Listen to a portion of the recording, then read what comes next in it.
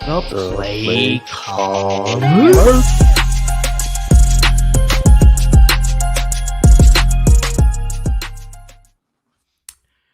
What's going on, y'all? Welcome to Friday night interactive sports talk.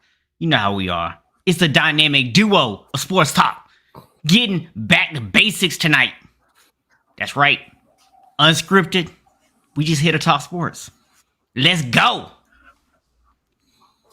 Cool. Tell them what's up, man. What we talking tonight? By the way, I'm Cool McCain. I'm one half of the play callers. I don't know what this guy's over here is doing, but we have a certain way we do things. And he's decided he's going to come in and make changes to that. So I'm not adhering to those changes. We have a lot of things to talk about regarding sports. But first, my co-host is going to hit the button so you guys can see our lovely video. Then we'll come back and we'll get things popping.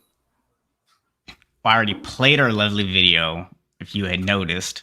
And they see my name, man. They know who I am. They know who I is. They know it's Steven Box, man. Come on. Well, with that being the case, because I didn't see the video, which I normally do, so I don't know what this guy is doing tonight, but it's all good. I have several things lined up to speak with you guys about tonight. Yeah, man. I tell you, we going unscripted tonight, man. It's it's November 12th, 2021. It gets dark at like 3 o'clock in the afternoon. There are no rules anymore, man. It's just whatever now. Well, technically, it's about 2:45 ish. It's dusk starts, but but hey, man, what up, Big E? Big E. Well, y'all jokes aside, man, we got a lot to talk about. We got an hour. You're gonna see these two lovely faces for this entire hour. Of course, we're gonna do our football thing, but hey, man, it's been a busy week in the world of sports. So we're gonna start off, man. No Shave November. You see it? You see it, Big E? You see it? I did had to do a little trim up earlier because I was starting to look like Ed Reed, but I did I ain't shaving, just cleaning. Trimming is acceptable in No Shave November. We've already set the guidelines for that. Yeah. We'll have to share those with you, sir. But that is okay for No Shave November. Yeah. You don't want to look like, ZZ Top about this piece. We don't want to be doing that. Yeah, I mean, I don't know, man. You like if you never noticed, man, white people in particular, we can't just let our stuff just grow wild. It just, it doesn't look good, man. Well, honestly, I've never noticed, but thanks for pointing it out to me. I appreciate it. Yeah. But man, we'll start out a little different today.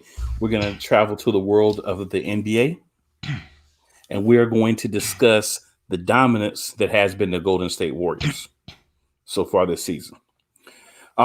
There's not a lot to say yet, but what I will say is we have enough of a sample size where I feel as if we can make I can make a certain assumption about the Golden State Warriors, and that is this is a good team, right? A lot of people are chipping in, and they still don't have Klay Thompson. So you think about this: a team with one loss, and they don't have Klay Thompson. I think Klay's going to come back, absorb a couple of shots from everyone, including Steph.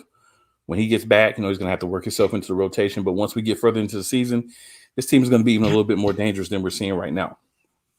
They're obviously not a front runner to win a championship in my mind. It's too early for that. We need to see how other teams kind of gel, bring themselves up, get their young pieces in. Teams that have a lot of different pieces working together. But just impressed with the fact that Golden State has made this turnaround from last year. You think about this is basically with the rookies. And free agents and guys that they had last year. This is not with Klay back yet. So we're going to get another bump in what we see from the Warriors when they get Klay back. So very impressed with what they've done so far. Steph Curry is playing amazing as always. Right now he's an MVP candidate. No argument about that. I just feel like once you get everything there, he's going to drop back down a little bit, but you're still going to have a very good Golden State Warriors team. And I'm excited to see how far they can take things this year. Well, I mean, this is a team, man, we talked about last year, and we told people not to sleep on Golden State last year. Now, they had a lot of injuries last year that obviously derailed their season. I mean, what's your thoughts on that? Do you feel like that's the biggest difference right now is just that they've actually been able to stay healthy? Or do you see something else that they're maybe doing a little bit different? So there's a couple of reasons why they're where they're at. They have some young guys, specifically Gary Payton II, who I've been very impressed with his play. He's really been out doing a lot to help the team win. He's young, athletic, has a whole different play style from his dad.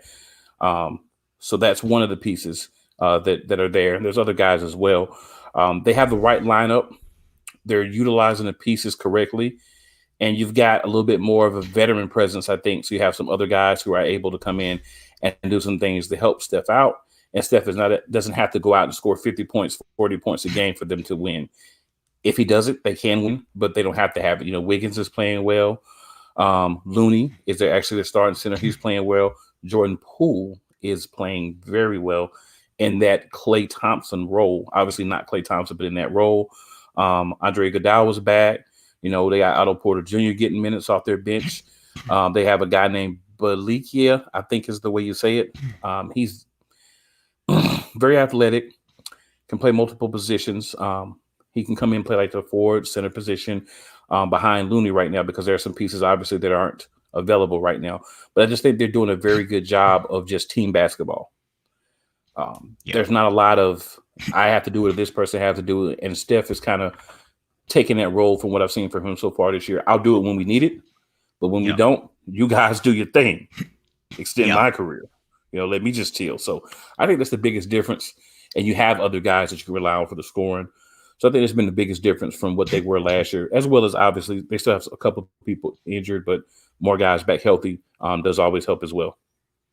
Yeah, I think, too, when you look at this team, one thing that people always kind of look at when guys are coming back from injury is how's that going to impact the chemistry of the team? Especially when the team's having some success, you always worry about inserting a guy into the lineup. How's that going to mess with the rotation, things like that. The one thing about Golden State is, and this isn't just about this year, this is something going back several years with them, they have always played very unselfish, team-oriented basketball. So I think they are actually a lot better suited than most teams are to be able to bring Klay back in and not even miss a beat. Oh, completely agree with that. Completely agree. What's up, Tyler? Big T.I. in the building. All right, guys. So the next thing definitely want to make sure we touch on. We didn't get really a chance to touch on it last week. It's the college football playoffs.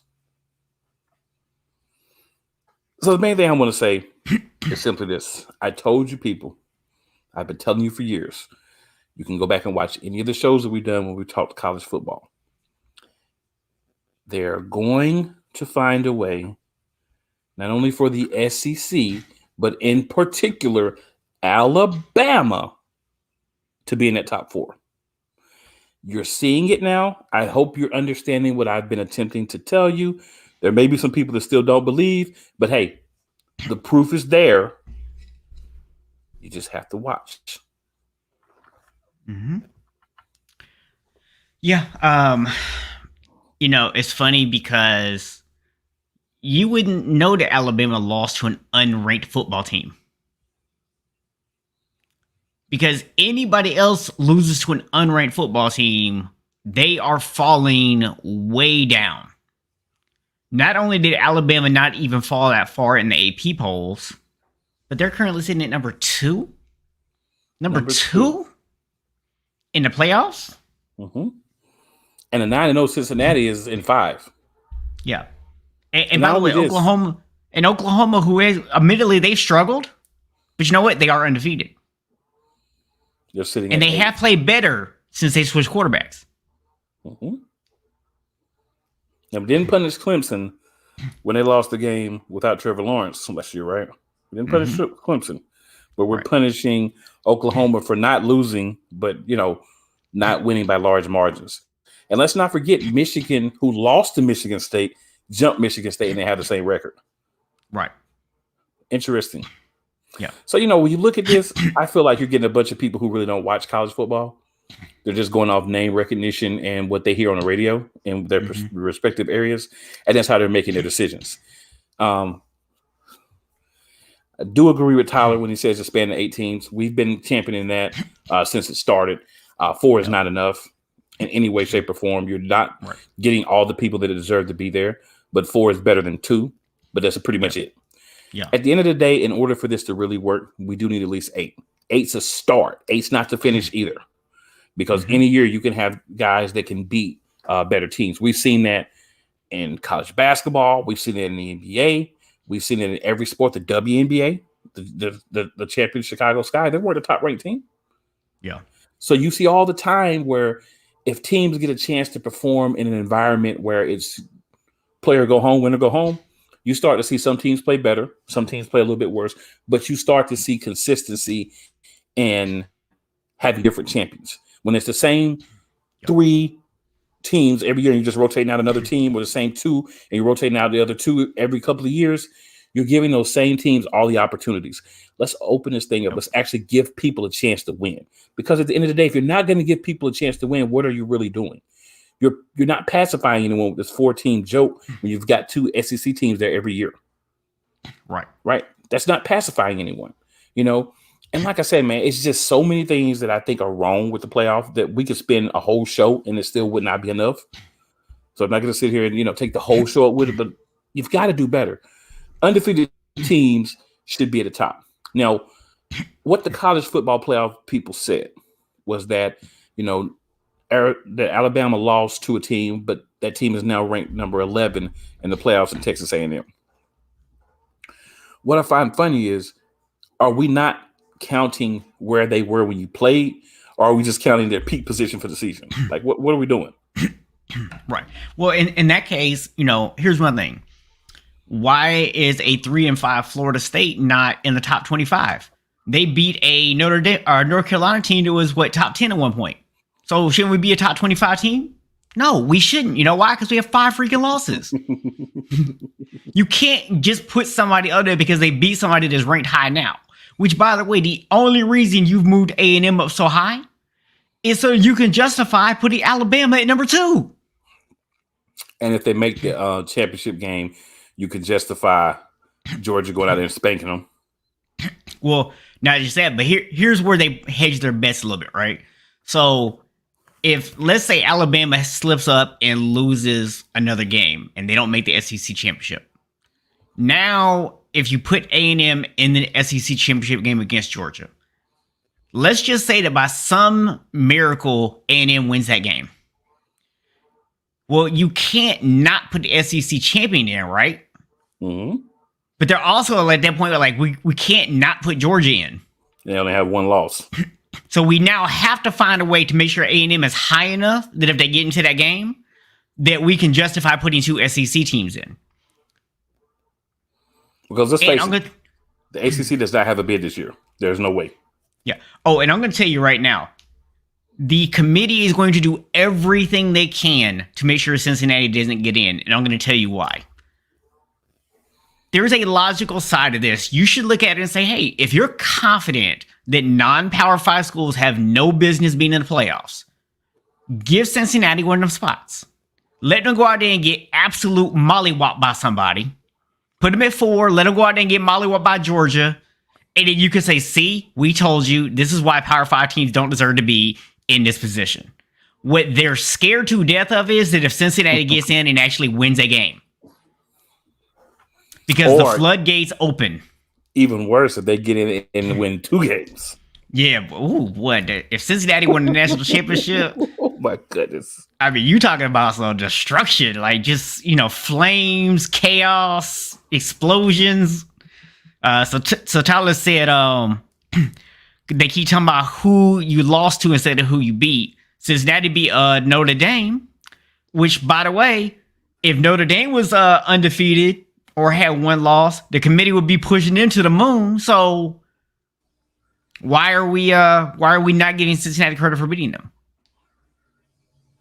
Yeah, because Notre Dame right now is 8-1, right? They're sitting in 9th right now. So I mean, they're still on the precipice of being in that group that could, knock somebody out. What I think is going to be interesting is Oregon and Ohio State. I think a lot that happens is going to depend on how they finish out their seasons. I think it's a travesty that Michigan is over Michigan State, and I can't talk about that enough. How do you lose to a team? You both only have 1 loss, and you're above the team that you lose to. There is no no parallel universe where the first tiebreaker is not head-to-head. So even if you were sitting there thinking about it, I can see if you had Michigan at 7 and Michigan State at 6, but you have them over the team that beat them. How are you able to do that and justify it? You clearly don't watch college football. And it's not like this was a, hey, you lost head to head to them in week 1, and the two of your teams are on a different trajectory towards since then. No, this was recent. It very well was. Now, since we're on the subject of college football, there's a little game that's going to be on this weekend. It's going to be between the U and those guys. So, that's our teams. So I figured we'd give each other, a couple of minutes and just talk about what type of things that we think we can do, to win the game, right? Kind of do it with everybody else with NFL we've been doing. So let's give ourselves the opportunity to do it for the Florida State. And I'm going to be so gracious as to allow my co-host to go ahead and begin. So when I look at this matchup, man, there's a couple things that give me some hope, and there's a couple of things that cause me concern. So in terms of what's caused me concern, Miami has been playing way better since you switched quarterbacks. And that concerns me because my defense has been very hit or miss this year. Sometimes we play really well, but sometimes we don't play so well. So I'm concerned about my defense's ability to actually slow down your offense, which has been pretty much on fire lately. In terms of places I feel like we can win, I feel like for us, it starts defensively with getting pressure. Your offensive line isn't that great. I actually do have a good defensive line. It's the one part of my defense that's actually really good. So if we can consistently get pressure on your quarterback, that at least gives us a chance to be in the game. So I think that's going to be super important for us to do. The other thing is we need Jordan Travis to be healthy. We need to be able to establish our run game, and we need to be able to use it to open up plays down the field. Miami has been a bit susceptible this year to giving up big plays on defense. Florida State has been very good at hitting big plays on offense. But if we cannot get the running game going, we're going to struggle to do that. And the reality is, we saw last week against NC State, if it's not Jordan Travis out there and we got to roll Mackenzie Milton out there, we're not getting that running game going. It's because no one is scared of Mackenzie Milton. So for me, when I look at this game, that's what I'm feeling. We got to get the running game going on offense. We got to hit big shots down the field, and defensively, we have to get pressure on the quarterback. Yeah, I'd say for Miami, a lot of it's going to end up in the lap of Tyler Van Dyke. First couple of games as a starter, we lost. He wasn't very good. But then once he kind of got his legs under him and kind of figured out, and the coaching staff kind of figured out what things he's good at, what things he's not. I'm surprised that a Manny Diaz team was able to do that. But I actually saw an interview where Manny Diaz was talking about the game against North Carolina, where we went out and missed the field goal late, right? We had a couple of losses in a row that were real tight, real just unfortunate losses. My expectation based on previous was that we were going to do the same we've been doing and just kind of give up for the season. But somehow they found the fortitude to absolutely 3:30. We were definitely on that, sir. Definitely. But we found the fortitude to go out and win some games. 2 top 5 wins and then Georgia Tech. So right now Miami's gotten themselves back to 3-2 on our side of the conference. We have a winning record of 5-4. So we're, in a good position with a little bit of help that we can actually still win our side of the ACC, which is the Coastal Division, right? But we're going to need big game from Jordan Knighton, who's our backup running back because the starter's hurt, but right now he's a starter. He's been performing well for us. We're going to need that. Yeah. Van Dyke's been running a little bit, and that's something that we definitely want to see from him. We have to have mobility back there because, as my co-host did state, the line is not the greatest. Charleston Rambo has to continue to be what he's been. Will Mallory has to not drop good open passes. Will, what is wrong with your hands? He's catching about 75%, but the 25% he's dropping is killing us. So Mike Harley, another wide receiver we have that's playing well. A lot of guys. I mean, I'm not going to take the time to go through the whole list of players, but we have a lot of really good pass catchers that take the opportunities that they're given and play well. Then we hop over to the defensive side of the ball. Time's sake, I'm not going to go into individual players, but I'll say this. Turnovers. We need to get at least one turnover on Florida State. That's been the thing that's really helped us out this year. We've been doing a way better job of, 3 and outs. A lot of young guys are being forced to play because of different things. Yes, he does have the old cheat from Madden, Eric. It feels like it. And this is a guy who could probably be a top pick, right? Just get it together. But we just have to allow those young guys to keep doing what they're doing. Sometimes you have the young guys, they're not really worried about, the scheme is this, the scheme is that. He's got the ball, I'm going to hit him. The ball's coming my way, I'm trying to drop it down, knock it down, or make sure he can't catch it. Sometimes that youth and inexperience can kind of be good because you can plug some of those guys in and say, just go get the ball. Just go find the ball in the air on the ground and hit. So I think we have some of that that's working as well. So if the defense can continue to be as consistent as they are, we can get some turnovers or at least force a lot of 3 and outs. I think we'll put ourselves in a good position to win. Again, this is a rivalry game for us. We play each other every year. So I'm not walking here saying, I'm 5-4, he's 3-5. I'm not worried about this game. 3-6. I'm not worried about this game. We're worried about this game. This is important for us to win. It's important for them to win as well. So good luck to Florida State, but I hope you lose. Well, I definitely hope you guys lose. Because here's reality of it. Miami actually has more to play for. Because with a win, Miami keeps their hopes alive to make the conference championship game. They also make themselves bowl eligible. And they knock Florida State out of being able to be bowl eligible. So Miami has a lot to play for this week. Yes. And I hope that all the bad things happen to you. Nobody but you. All the bad things happen to the you. Well, I'll say this, man. You're going to be free for bowl season after tomorrow. Well, man, we've had 2 teams play each other once so far this year. So I felt pretty good after that game. Maybe I'll feel just as good after this one. Maybe I'll feel just as good after this one. This is the revenge. Matter of fact, if we include fantasy football, I'm actually 2-0 against you this year. So, you mean you can't be talking about a fantasy football that I never beat you, that I always beat you in? You can't be referring to that.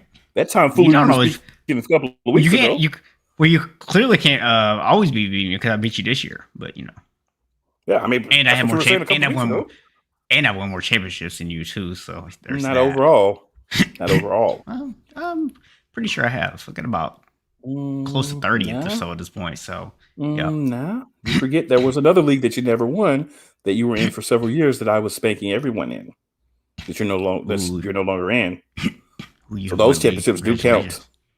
Congratulations, you won league. If I was there, you wouldn't be winning. You didn't win when you were there in years. Just want to put that out. Talk about the league where you had like 4 individual defensive players. Yes, sir, I am. It's still a league. Ridiculousness. No one else seems to have a problem but you. That's why. Maybe you know what? Maybe the thing is you just don't want to do the research on the individual players, which is an integral part of being a really good fantasy football player. But hey, I digress. We could act like you actually spend time each week doing individual report on individual defensive players for fantasy football, and that you don't just randomly go pick people up. I mean, if you want to pretend that's fine. Well, that's not what I do. You could actually go look at my people. You'd see that that's definitely not what's happening. But, again, I digress. I make the moves when they need to be because I'm a savvy guy. But another thing I wanted to talk about was Thursday Night Football. And this is not about an individual game.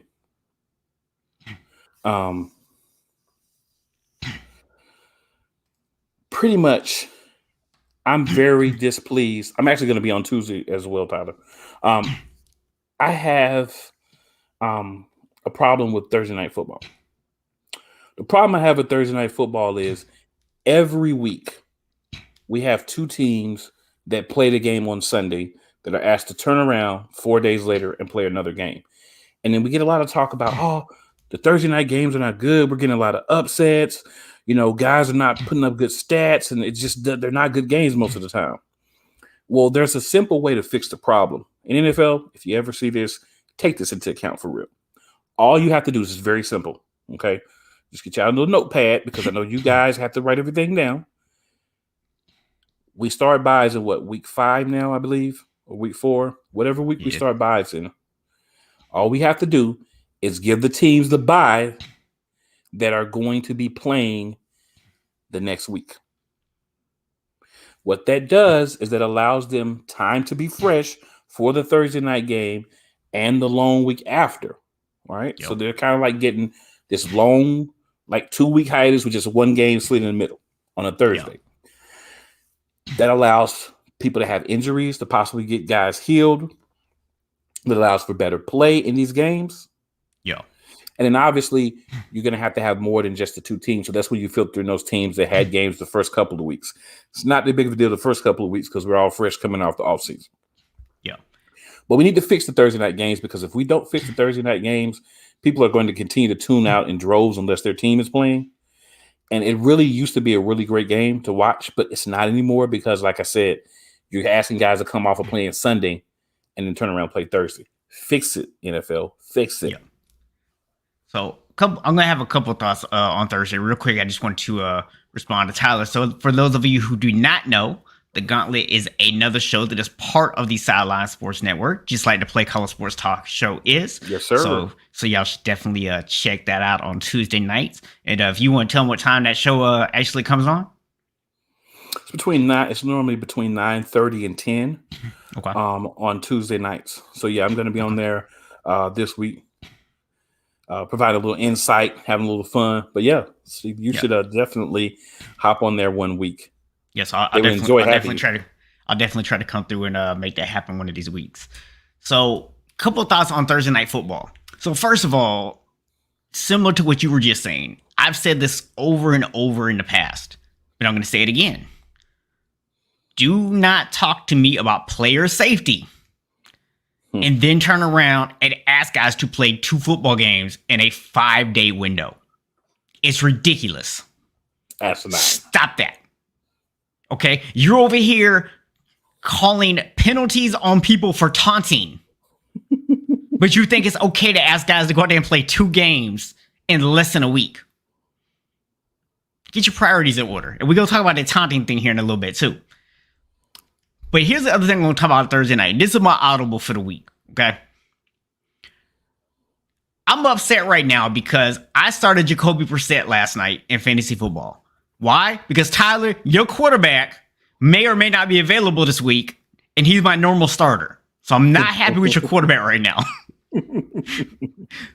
Probably not. You're probably less happy than I am, but nonetheless.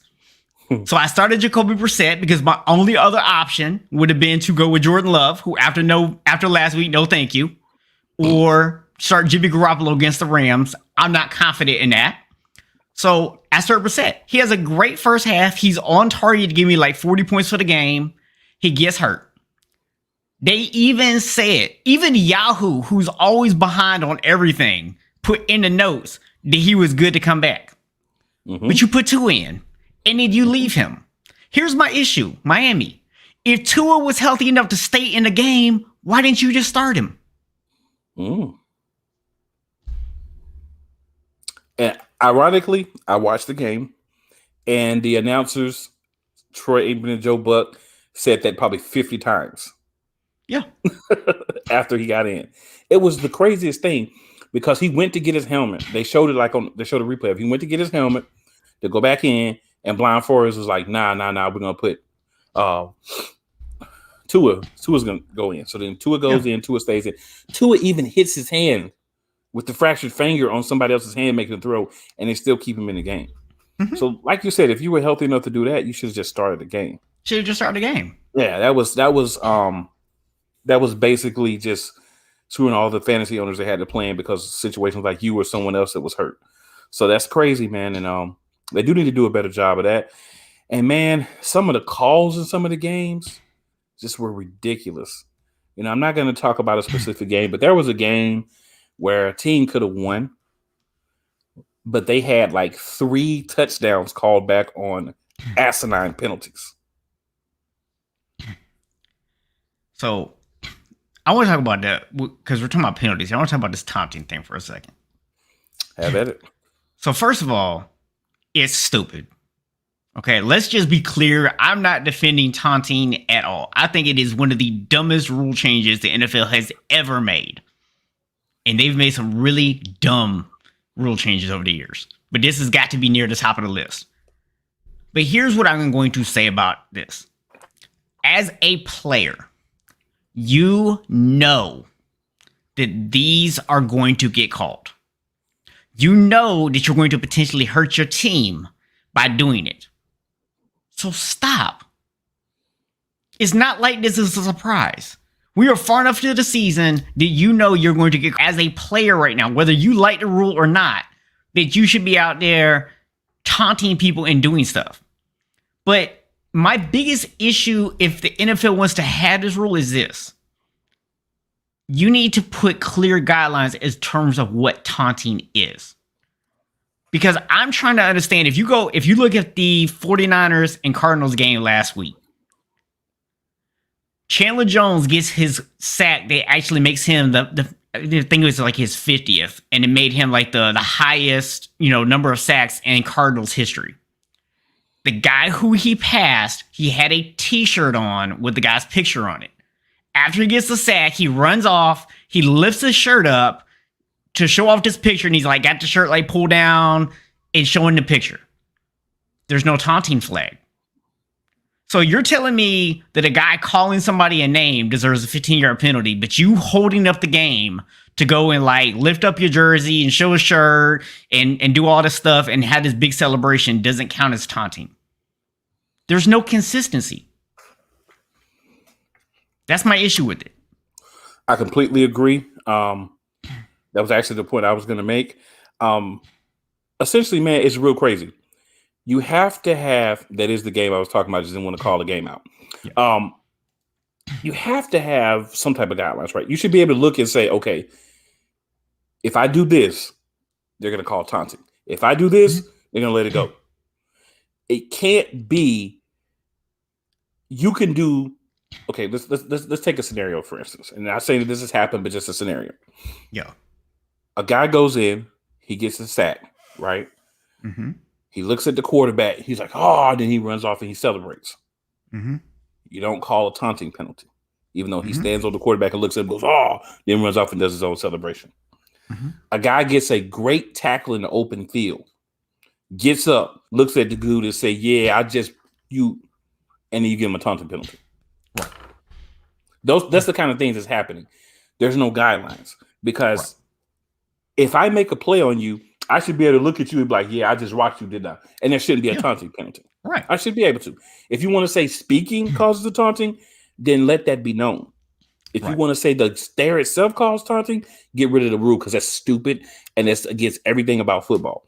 You're asking men to go out there and bang against each other all game and play a violent game. And then I can't celebrate by looking at you. I can't celebrate by letting you know I just rocked you or I just shook you out of your shoes and scored a touchdown on you. Right. Come on, man. This is that Giants mess that they started with their owner when he should have been worried about fixing his team. This is not a shot at Giants fans, but I'm saying this is the type of thing that we don't want in football. No fan wants this. We want to see these guys be able to taunt a little bit. There's an excessive taunting if you want to do that. But the things that you're calling taunting on are ridiculous. And if you don't have consistency, people don't know what they can and can't do. So they're just going to do whatever. If you get called, you get called. If you don't, you don't. You don't know because there's no consistency. If you're going to come up with things, at least be consistent. That's the very least you could do to help out a league that clearly doesn't understand what you're trying to do. And the thing to me is a lot of this, I feel, targets defenses. There's three things I look at that's really affected defenses the last couple of years. So number one, as the league started putting more of an emphasis on pass rushers and getting, as teams started focusing more on pass rushers and actually getting to the quarterback, what they do? They started basically changing the rules for what you could do to a quarterback. We've gotten to the point where you were literally allowed to hit the quarterback somewhere between the bottom of his ribs and the top of his waist. That's literally the only place you could touch a quarterback and not get a penalty anymore.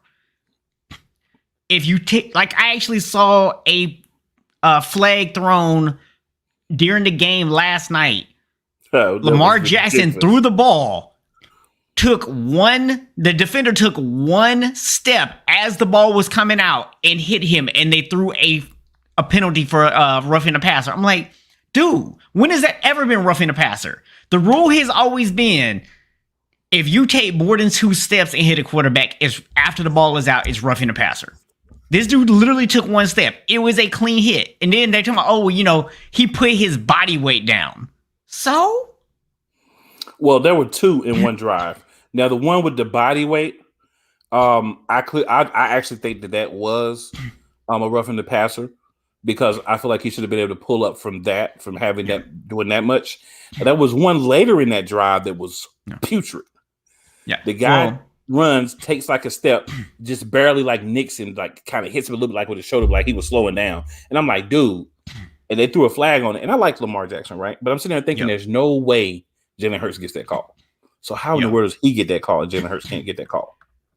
Yeah, and my thing is, when we talk about the one where he lands on top of him, I don't agree with that being a penalty, but that is one of those cases where they have clearly defined to say, if you do this, is a penalty. And so I'm okay with it getting called, even though I don't agree with the rule, because at least you've clearly defined that. But this other stuff is ridiculous. And then on top of that, the last couple of years, you've basically just stopped calling offensive holding. You're just basically allowed offenses to do whatever it is they feel like doing. And then you've now added the taunting aspect. And let's not kid ourselves. For the most part, defensive players are the one taunting. And all these penalties are designed. For example, you want proof that the NFL cares more about making offenses highlighted versus defense? If I hold on offense, if I'm an offensive lineman and actually miraculously get called for holding, right? I make it so blatant that they can't help but call it. It's a 10-yard penalty. My team gets to replay the down. It doesn't matter if it's like 3rd and 47. If I hold you on defense as a receiver, it's a 5-yard penalty, but it's an automatic first down. You get a fresh set of downs as an offense for me grabbing your jersey. Yet, when you're on offense and you grab a hold of the defender and keep him off your quarterback, it's a 10-yard penalty. It's not a loss of down. It's not automatically 4th down. We don't punish the offense outside of 10 yards. Why are penalties worse for defensive players than they are for offensive players? That's a question you're going to have to ask the NFL office, and you're probably going to get a fluff, pomp, and circumstance answer. I do agree with what Eric was saying, is that's why the players are looking soft nowadays. It's in all sports. Had a discussion last night on the sip-off where we were talking, and I vehemently disagreed with one of the co-hosts, John Phillips, and his take on the NBA players. They're soft now. They don't appreciate the fact that you play a game where there is some physicality. Basketball is not a ballet, so you're going to get hit sometimes, and you're not going to get all those every little hit call that you shouldn't, right? So, guys like Damian Lillard complaining about that, man, stop crying. Yeah. Man up and learn how to play some physical basketball. You've played physical basketball before, because they didn't start calling this mess for you until you got to the NBA. Yeah. It didn't have. I mean, looks like you're having some internet issues or whatever. Yeah. The NBA.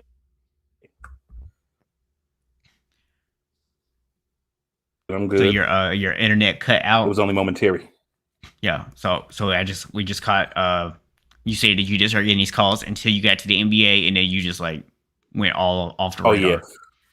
Yeah, I was just finishing up by saying you didn't start getting those calls. So you went to the NBA, so you know that you can play without those calls. So instead of complaining about the refs and whining and crying and trying to get more calls, why don't we go back to just playing basketball? You're going to get hit sometimes. In college, what do they say? You get fouled, you hit somebody's hand in college. They say the hand is an extension of the ball. Yeah. Right? So a lot of times they don't call those. Right? Yeah. That's basketball. Yeah. Let's get back to basketball being a little bit of physicality, where just because a guy can take off and slide through the lane unimpeded for 10 feet, that he can get a nice little easy shot. Start playing some defense again. Let's make the NBA more fun. Yeah. That's more fun than 80 foul shots a game, because every time somebody gets touched in a game where you're going to get touched, people are going to get inadvertently hit in the face. Things are going to happen. Those are not always fouls. Let's get back to the game being a little bit more like it used to be. We're never going to get back to what it was in the 90s. Let's get back to what it was in the 2000s. Yeah.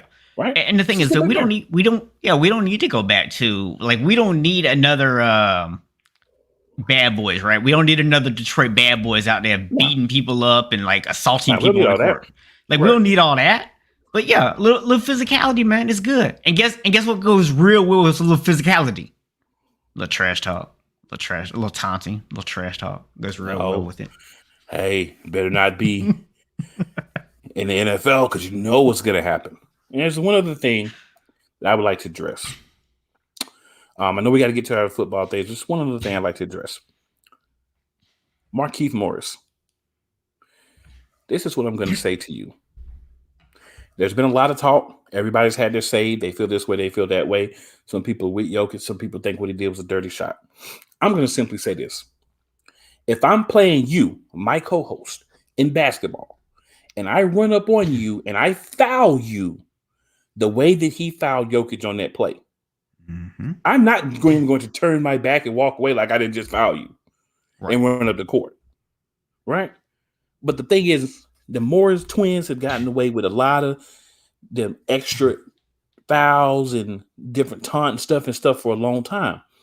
So you hit the wrong guy who said, you know what, I ain't taking this.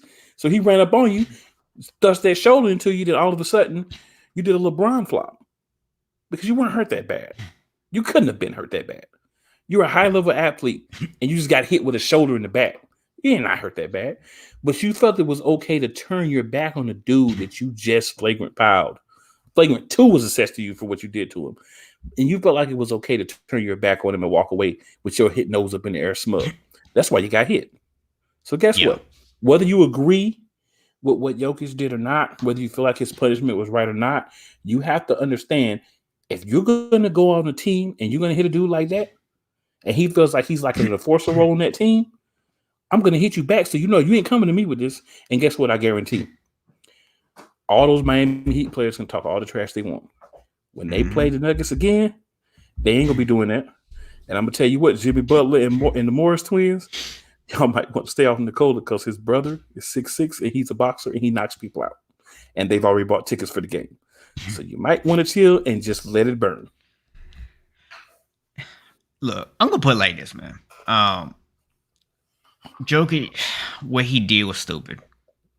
You know, to run back up and retaliate the way he did was stupid. You're lucky that you only got like a 1-game suspension, that you're not going to cost your team significantly more than that.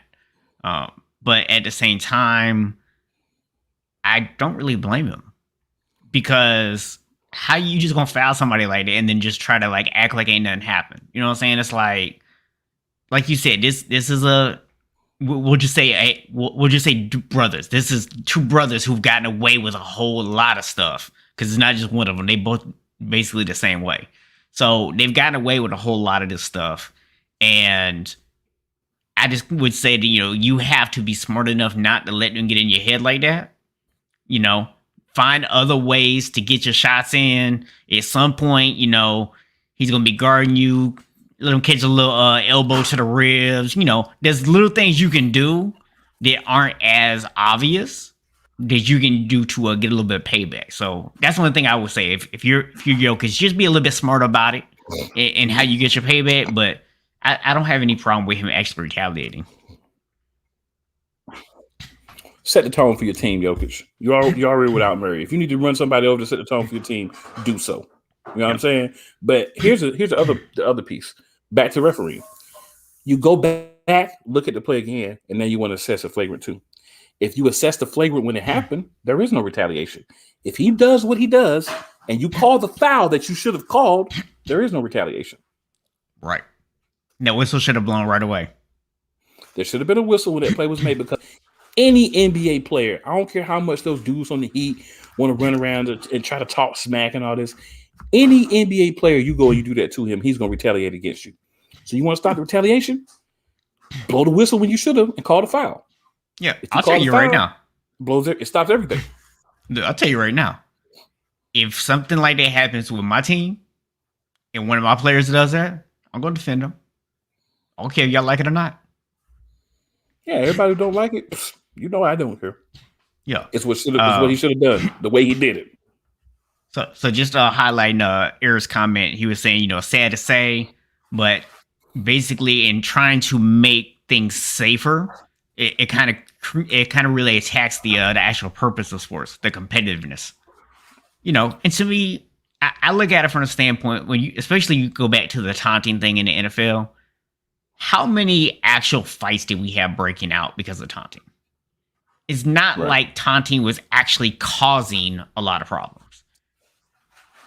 Like what the NBA had to do after the Malice in the Palace with some of the stuff that they put in place, that was understandable because that created a big issue. But if you're sitting there just changing a rule because you think something might happen, that's ridiculous. Right. Completely agree.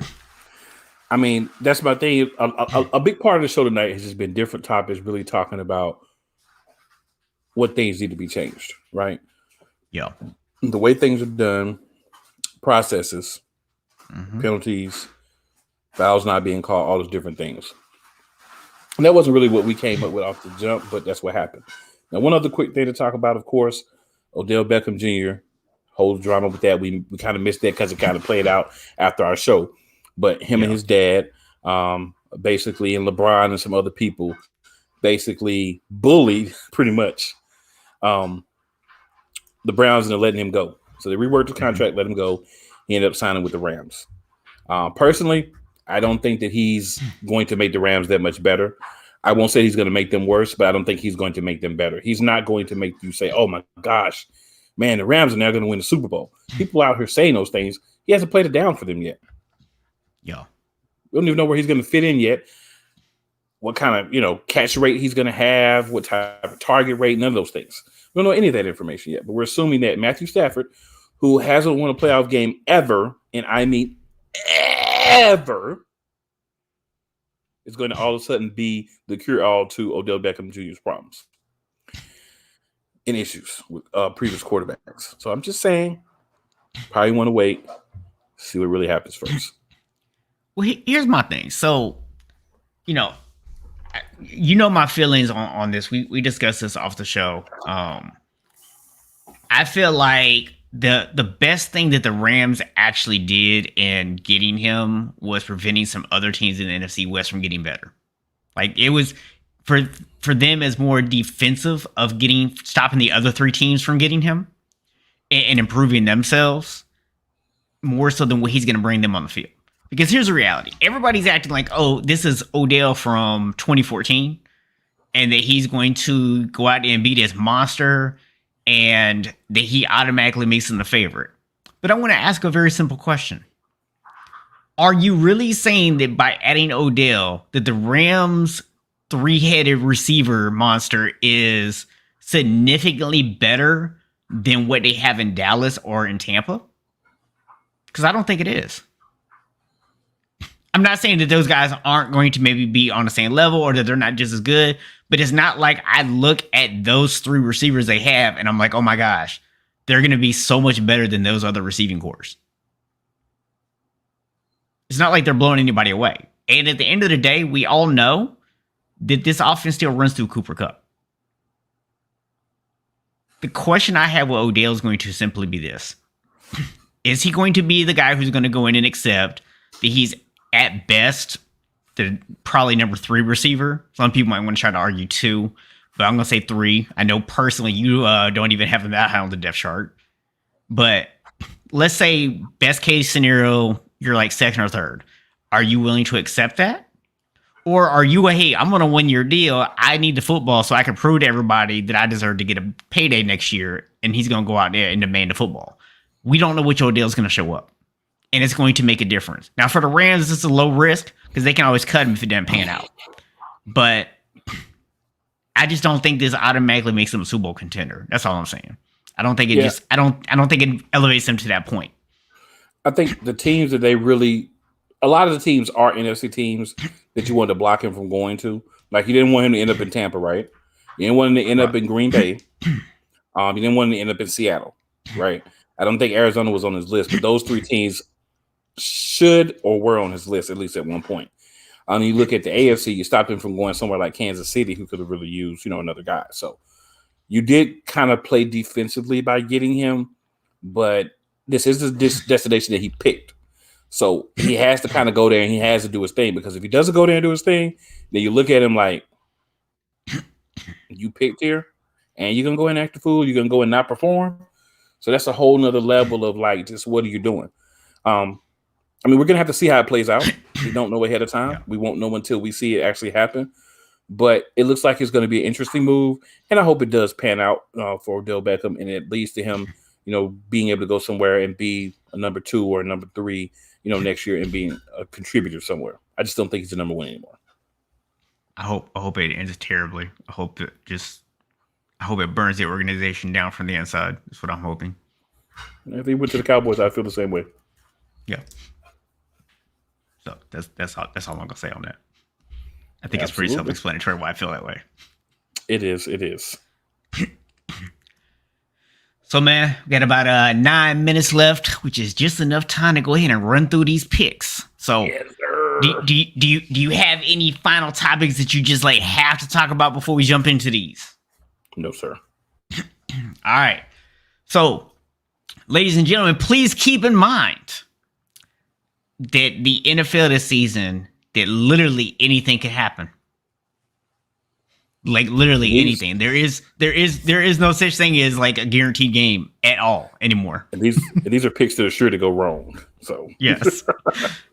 I mean, basically that's what I'm really saying. I'm just yeah. I'm just giving it to y'all raw. Like that point where everybody on the show was like, "Oh no, there's no way, no one's going to pick Jacksonville to beat the Bills. That would never happen, not in a million years." Or the Broncos to beat the Cowboys, right? And both of those were wrong, unfortunately. So, all right, so we've got the Bills at the Jets. I'm gonna go Bills. They got embarrassed last week. Yeah, I mean, we've seen weird things happen, but I'm still gonna go. Smart money says Bills. Mm-hmm. Got the Bucks at the football team. I'm gonna have to go Tampa. Yeah, Bucks.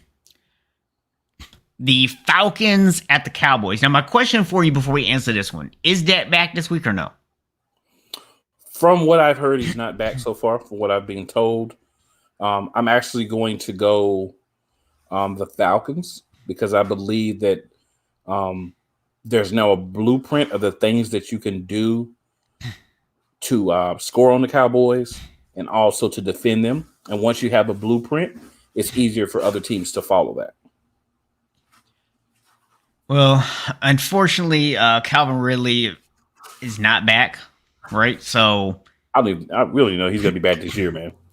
So I'm not sure that the Falcons have the weapons to take advantage of that blueprint. So I'm still going to go with Dallas, even if Dak didn't play. Russell Gage is back. Horrible, dirty about doing that, but yeah, Russell Gage is back, so he'll make a difference. All right, we got the Saints at the Titans. I'm gonna go Titans. Thought about this one. I'm gonna go Titans. I wouldn't be surprised if the Saints won, but I'm gonna go Titans because I just don't know about Simeon. Yeah. We've got the Jaguars at the Colts. I'm going to go crazy, and I'm going to go to Jaguars. Yeah, momentum is a fickle thing. And I feel like right now Jacksonville has some. I'm actually going to go Jacksonville as well. So Tyler says he's going to go Saints. They haven't lost 2 in a row all season, plus been lots of upsets lately. I mean, hey, why not this year, right? Anything is possible. Next up, we got a team that probably should have lost more games versus a team that should have probably won at least one by now. That's the Lions at the Steelers. This is the week Detroit gets that win. I actually agree with you. Yeah. They got to get one at some point, right? I mean, They if I just keep saying it. And Pittsburgh, I'm saying the thing with Pittsburgh is you just got the referees handed you a win. So, the football gods should adjust things for you. Now, we'll say on that, I am totally going to go ESPN. No matter how many times I've picked the lines and been wrong this year, the moment I get it right, I'm claiming it. I'm talking about it nonstop. I'm acting like I've been on, like I've just made the greatest prediction ever. So, when they finally get it, I'm just going to keep picking them until they do, though. I'm just going to ignore all the times I got it wrong. Just letting y'all know ahead of time. The Browns at the Patriots. Browns. I'm going Pats on this one. So our first game that we have not agreed on. That's not the first. Who else did we not agree on? There was another one earlier that we didn't agree on. Okay. I don't remember. Oh, the Falcons and the Cowboys. That's what it was, yeah. The Vikings at the Chargers. Vikings got to be one. Let's go Vikings. I'm actually going to go Chargers. Those crazy last minute losses or losses where they probably should win. So I'm gonna go Vikings. Yeah, I'm gonna go Chargers. Just because they're home, I'm gonna give them the slight edge being at home. The Panthers at the Cardinals. I'm gonna go Cardinals. Yeah, I'm gonna have to go Cardinals as well. Yeah. Got the Eagles at the Broncos. I think we know which way I'm going. Yeah, this is a tough one. Not really. It actually really is. It's not at all. I want to say Denver because their defense looked pretty good against Dallas. But you should go Denver. But then I also remember that Denver I don't think they've actually played defensively good 2 games in a row this year. So I'm gonna go actually Philly. Okay. I think Denver's actually due for a bad game. This is the week where I would love for them to have it. Yeah. I mean they're 5-4, so they're on pace to go to 5-5. So I'll rock with it. Got the Seahawks at the Packers, and I'm not sure if Russell Wilson is going to be back or not. He's back. Jordan says the Broncos D has been great, plus Williams' running game is going to be the difference. Okay. I don't know that I would use the word great to describe Denver's defense, at least not on a consistent basis. They've been great some weeks. They've been good other weeks. They haven't really been bad at all, but yeah. So I'm gonna have to pick Seahawks because from everything we've been told, Jordan Love's gonna be starting again. And after what he did last week, I'm sorry, but I can't pick Green Bay. If he shows me more this week and proves me wrong, then I'm happy for the Pack. But yeah, Russell Wilson is going to be back. And Aaron Rodgers is more than likely not because he can't even practice, I think, until Saturday. So he's probably not going to play again this week. So yeah, definitely got to go with the Seahawks. I'm picking Seattle, but I'm with Tyler. Go Packers. Now, I will say this. The last few weeks, if the Eagles, just to respond to Jordan real quick, if the Eagles actually run the ball like they have the past few weeks, and they did promote Jordan Howard to the active squad now, I think we have a really good chance. If we decide that we want to get cutesy and, pass the ball too much, or we don't decide to rush on defense and we decide to do whatever foolishness we did last week, we're going to put ourselves in a bad situation. But offensively, I think at least we're starting to turn the corner. So better than I was feeling 2 weeks ago. Sunday Night Football. We got the Chiefs at the Raiders. I'm going to go the Raiders. Okay. Yeah. I'm gonna go Raiders too, which completely contradicts both what we said about the Raiders and how they just go downhill after a certain point. But I just, until the Chiefs can get another receiver outside of Tyreek Hill, I don't see this getting better for them. Yeah, Tyler likes the Raiders as well. Yeah, it's tough, man. Right? It's just like This is the time where the Raiders normally lose, but you're going up against a Chiefs team that really just their mojo is just completely blown. So you just kind of bro. Until they can get themselves back right, either establish the run or start to be able to throw the ball better again. If Travis Kelce reappears from wherever he's been, then maybe it gets better. But yeah. Monday night, got the 49ers and the Rams. Gonna have to go Rams. I know you're going 49ers. Gonna have to go Rams. So let me give you a slight breakdown of this. The Rams struggled to beat the 49ers. I think they've lost like the last 8 or 9 to the 49ers, some craziness, right? So the Rams have to get over that hurdle. That's I feel like going to be a big block for them to get past this season. Just that mental block of getting past this team. But the 49ers are struggling. They're 0-4 at home this season. Their only 3 wins are against teams that have not been very good. So, you just talked about how Kansas City is kind of in this funk and they can't manage to get out of it. I feel like the 49ers are in the same kind of funk. I'm actually picking the Rams. Okay. I mean, obviously the homer in me wants my Niners to win, and I'm going to be rooting for my team. I'm not rooting for us to lose by any means. But if I'm going to be realistic, I got to pick the Rams in this game.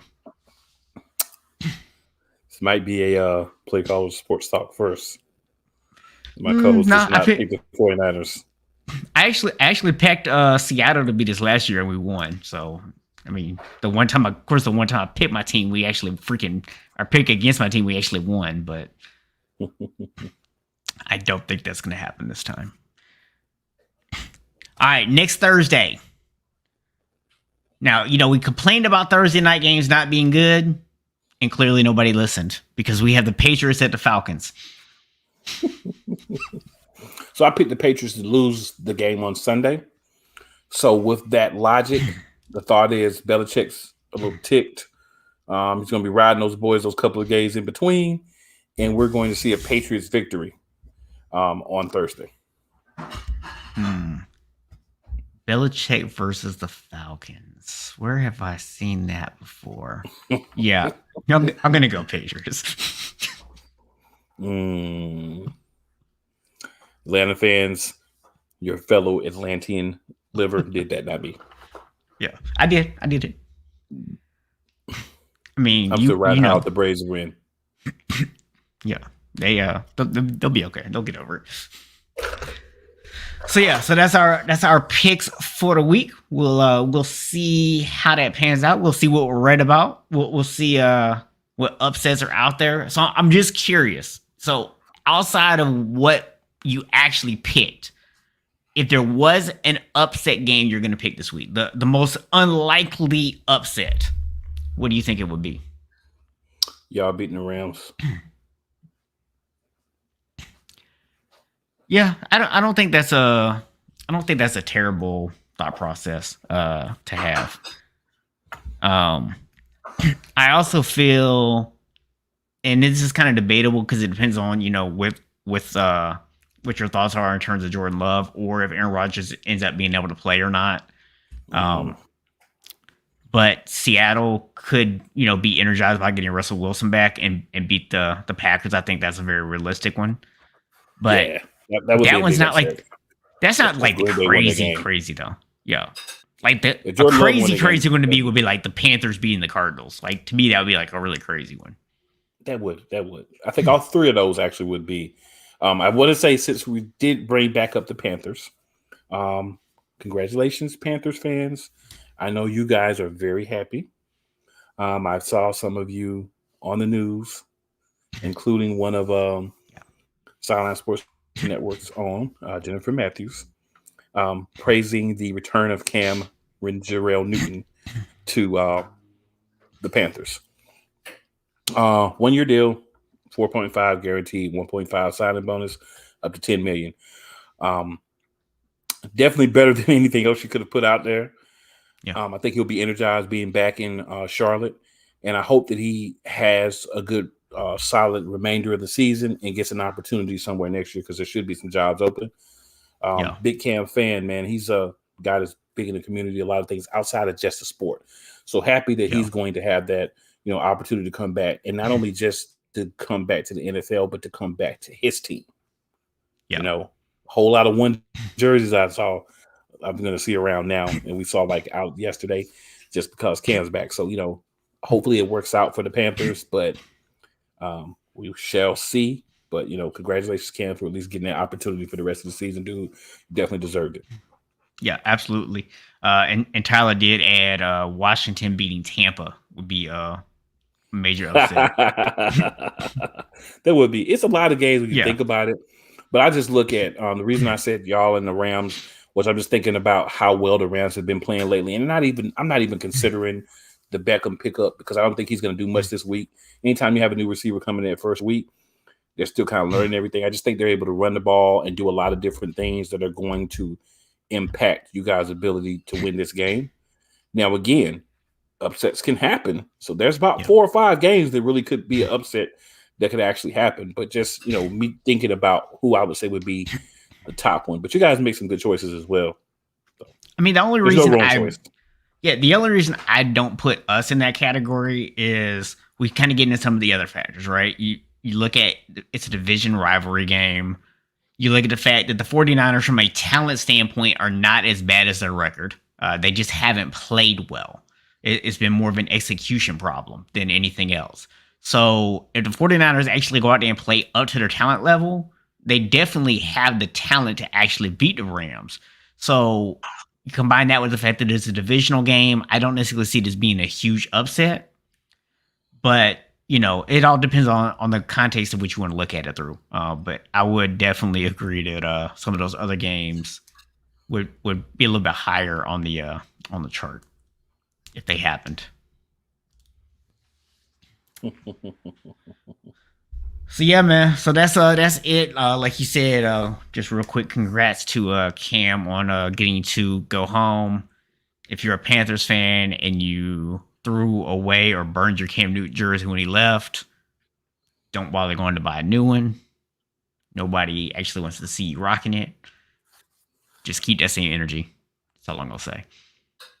Oh man, they already buying them. Tickets that went up. Tickets prices that went up for the games. Everything. It's crazy. So what's the deal? Because I haven't really kept up too much. What's the deal with Darnold? Is he out for the season? He's going on IR. Yeah, he's pretty much going to be done for the season with the shoulder injury. That's why they went and signed Cam. Okay. Yeah, because I figured Cam was going to probably come in and get a chance to start, but I wasn't sure how long they were actually looking at being out, Darnold being out. Yeah. Okay. Well, bet, man.